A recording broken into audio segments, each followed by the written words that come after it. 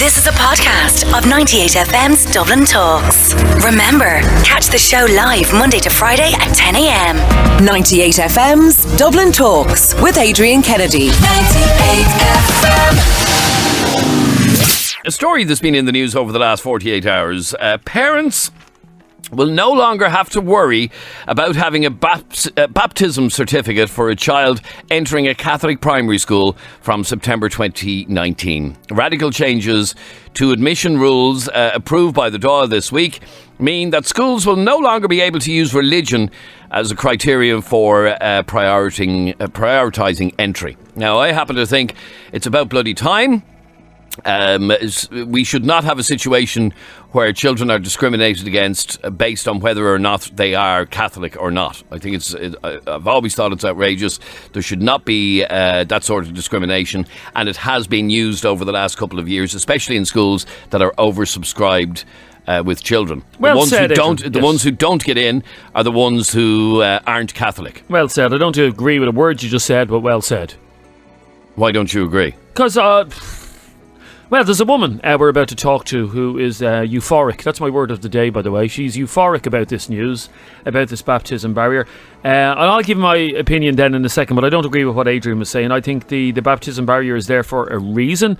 I'm giving my reasons now. I think the churches were originally set up by the Catholic Church. And I know schools, you mean? Or the schools. I know a lot of you are church haters and stuff like that.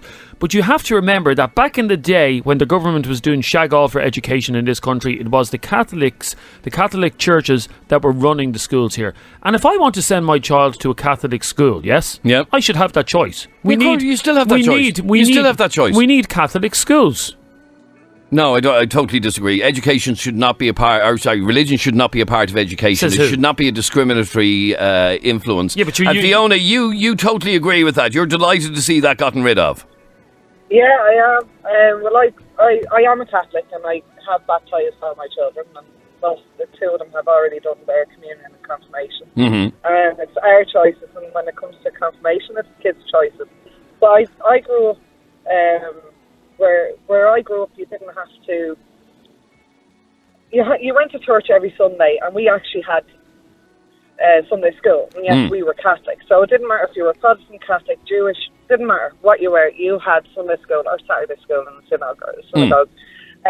It honestly didn't matter. It didn't get brought into school. What we learned in religion in school was, other people's religion and the tolerance towards other people's religion. The state pays for the school. The churches do not pay for the schools anymore. So I think it's absolutely ridiculous that the church has such a huge influence over the education. I have nothing against people baptising their children.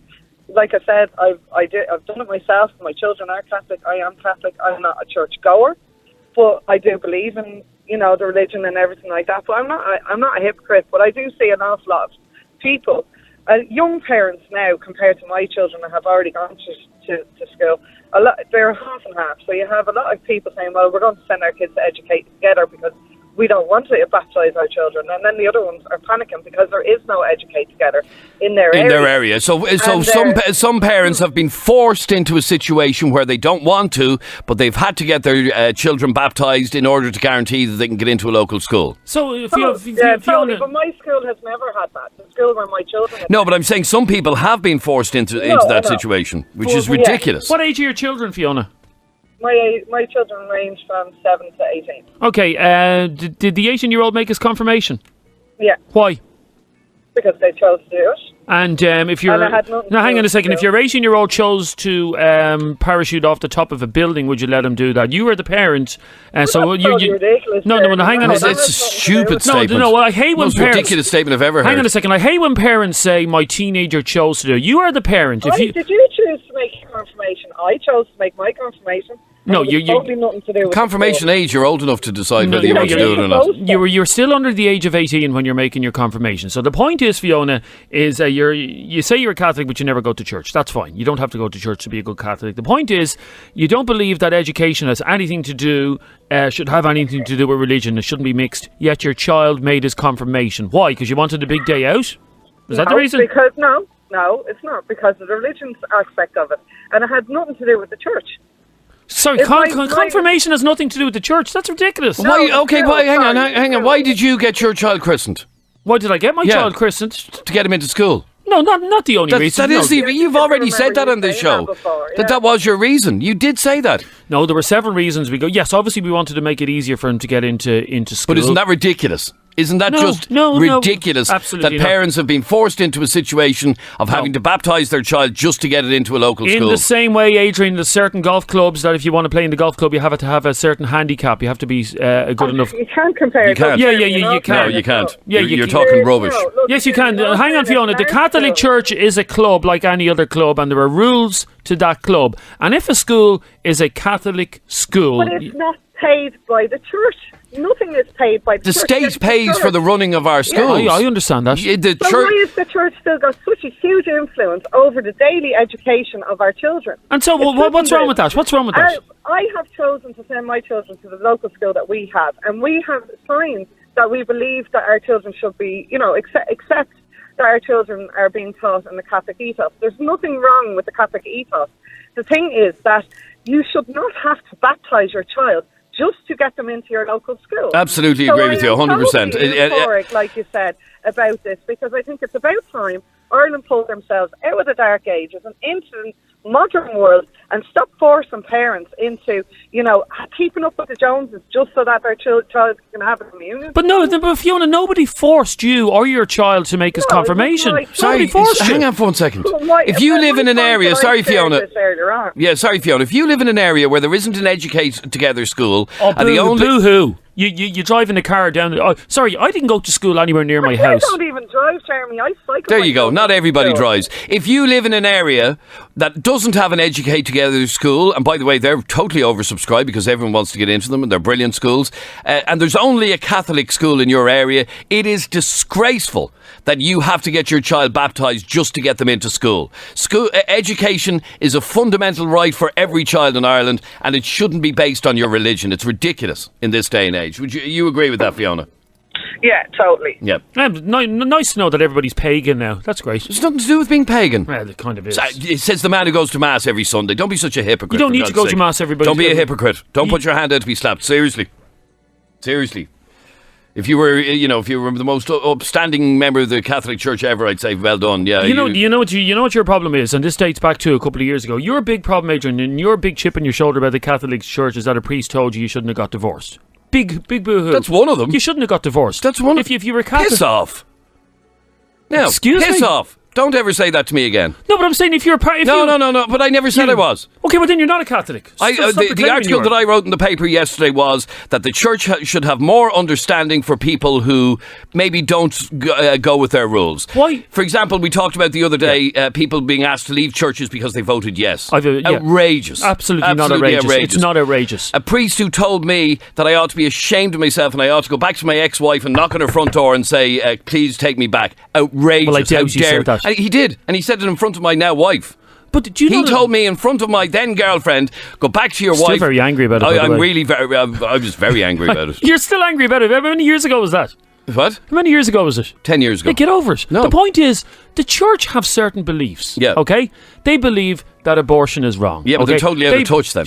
No, the fact of the matter is that, yes, I accept that the church has rules, but how dare they talk down to and lecture people who may not go along with their rules. Explain to the listeners what the priest said, because they may not have read. Not everybody reads your Herald articles, Adrian. Right. Okay, so what 10 years ago, at a social function, myself and my partner, who's now my wife, were at a function, and he said, "Are ye married?" And we said no. Is this a priest or a cardinal or what? No, what priest. Just priest, okay. We said no, but Linda jokingly said, well, Adrian is. And the priest's whole attitude changed straight away. What do you mean Adrian is? And I explained that I was separated from my ex-wife 8 years and blah, blah, blah. Yeah. But we're getting a divorce in a couple of weeks, which we were at the time. Okay. And when I say he completely changed his tone, where does your wife live? It wouldn't describe her as my ex-wife. Where's your wife live? And I said, she's not your ex-wife until you get divorced. Where does your wife live? And I said, in Bray. And he said, well, it'd serve you right to hop into your car right now, go out to Bray, knock on her door and beg her forgiveness. Really? And this is in front of my partner. But my point is, and I know you're dying to get back in there, Fiona, my point is you can't expect the church. I know the church are living in the dark ages, but that's what they are. You cannot expect the church to turn around and say, yes, we support abortion. Yes, we support divorce. In the church's eyes, Adrian, in the church's eyes, when you marry somebody, that is for life. That is their rules. If you don't like the rules, go away. What did you say to the priest, by the way, in the situation? I said absolutely not. I'm sure you did, yeah. You gave him cheek, did you? What, you think I said to the priest, oh, certainly, Father, I'm going to hop into my car and... Hello, darling, can I come home now? I agree with you, Adrian, to the point that the church is in the dark ages. How dare he interfere in my life? To their detriment, okay? To their detriment, they're not moving with the times. And sorry, here's the final thing. Here's the final thing the priest said, right? And I was a regular mass goer up to that point. He said, if you go to my church, you are not welcome to receive Holy Communion if you go ahead with this divorce. Because you're a divorcee. And I wasn't at the time, but I was about to be, and I have not darkened the door of that church ever since. How dare he lecture me like that? You don't live in the parish anymore. I do. So if a friend gets married in that church next week, you won't go to it, will you? Probably not, no. Well, not if it's that priest saying the mass, no. Fiona, what do you make of what the priest said to Adrian? I think it's ridiculous because it's the Irish church. It's not the Catholic Church in general. Because like I said, where I grew up, which is not in Ireland, I am Irish, but it's not where I grew up and where I did my communion, my confirmation. It's also not where I was baptised. Our church was a much more...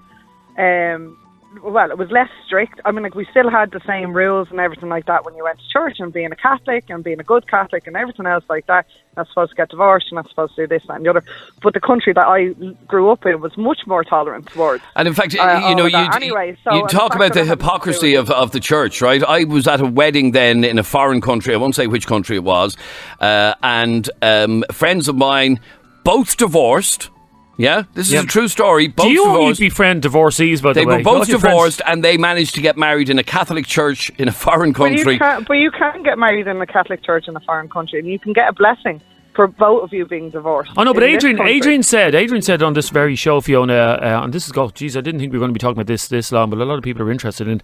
Adrian said a couple of months ago on this very show that he and his now wife, even if they were given the option to get married in the church, they wouldn't have got married. No, we wouldn't have. No. So what are you upset about then, Adrian? You didn't want to get married in the church, either did your wife. So get over it. No, but I think hang on. Is that it's state versus church, and it's the whole thing of.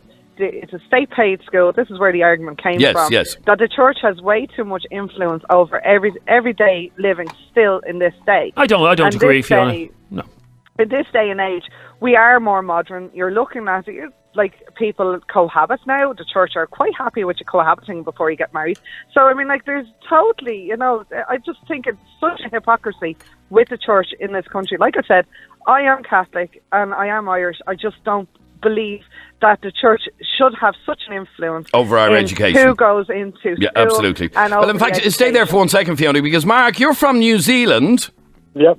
And in New Zealand, there is no religious-run schools. There's no religion in schools, in the state-run schools. I'm sure in the private Catholic schools, which are all private over there, and that would have religion in it, but not in the everyday... State schools. You see, the problem here is, Jeremy, that our state schools happen to be run by the Catholic Church. That's where we have the problem here. It's historic. It's historic, and they don't have it in most other countries. Didn't most countries have a separation of church and state? We in theory do as well. Yes, Mark. We're a secular state. We're supposed to be a secular state. Yeah, but it doesn't apply to our education, though. That's the ridiculous part of it. That a particular church is still dictating. Well, they won't be able to next year, thank God. They're still dictating who can and who can't get into the school. Yeah, but Mark, I grew up in a time where religion was in schools, and we had what was the little book called the Catechism? Was that what it was called? The Catechism? Yeah, but you also grew up in a time where priests were kiddies playing with children when they shouldn't have supposed to be, and things where, in this day and age where modern technology, that all gets a little bit more harder for them to do. Well, what I'm saying, Mark, is religion, and I mean all religion here, okay? I mean Catholicism, any religion, basically, teaches children good morals. It actually does. No, your parents teach you good morals. That's what parents are for. No, unfortunately, Mark, religion does not teach morals at all. So religion impart to the kids. Religion and churches should not. If you want your child to go to a Catholic school, like Mark said, in New Zealand they have private schools which can be run by the Catholic Church. Fine, send them to that. But I'm looking up here in your country, Mark. I'm looking up stats for your country. 41.9% of New Zealanders say they have no religion. And? That sounds about right. Considering we've only got a population of, 4 million? And it's probably about the same here. Yeah, Catholic makes up 12%. So 1/8 of your population is Catholic. What are you getting at? Well, I'm just saying the majority of people in New Zealand recognise that they don't have a religion. That's not the case in Ireland. But also New Zealand we aren't running around in grass huts and killing each other with stones and whatnot.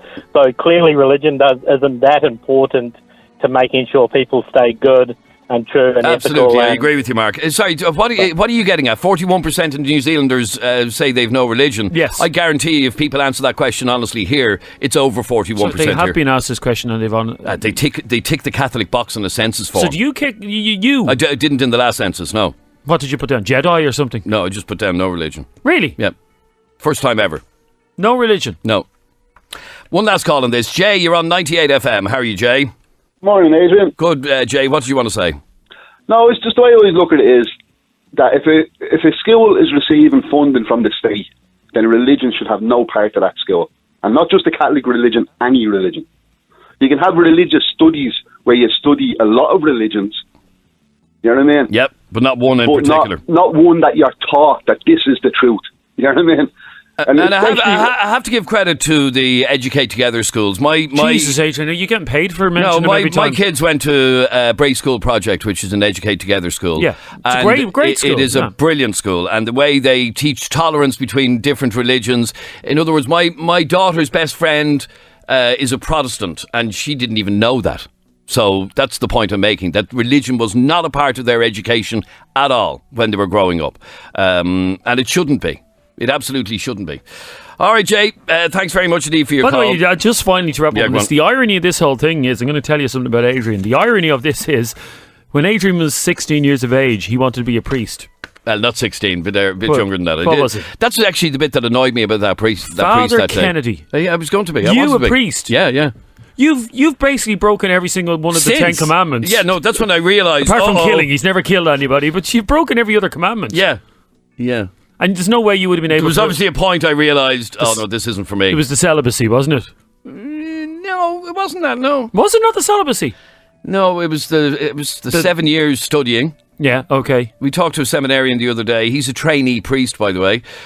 We talked to a trainee priest the other day, and 7 years they've to study. Stephen and Tala, finally, Adrian says, so Adrian believed in God until the priest annoyed him about being divorced. Did he ever believe in God? He was a hypocrite then and he's a hypocrite now. Really? Is that priest still... What parish is he in? I'm not telling you what parish he's in. It's in North County Dublin. And you should go round to him someday and beg for his forgiveness. I certainly will not. This is a podcast of 98FM's Dublin Talks. Remember, catch the show live Monday to Friday at 10 a.m. 98FM's Dublin Talks with Adrian Kennedy. 98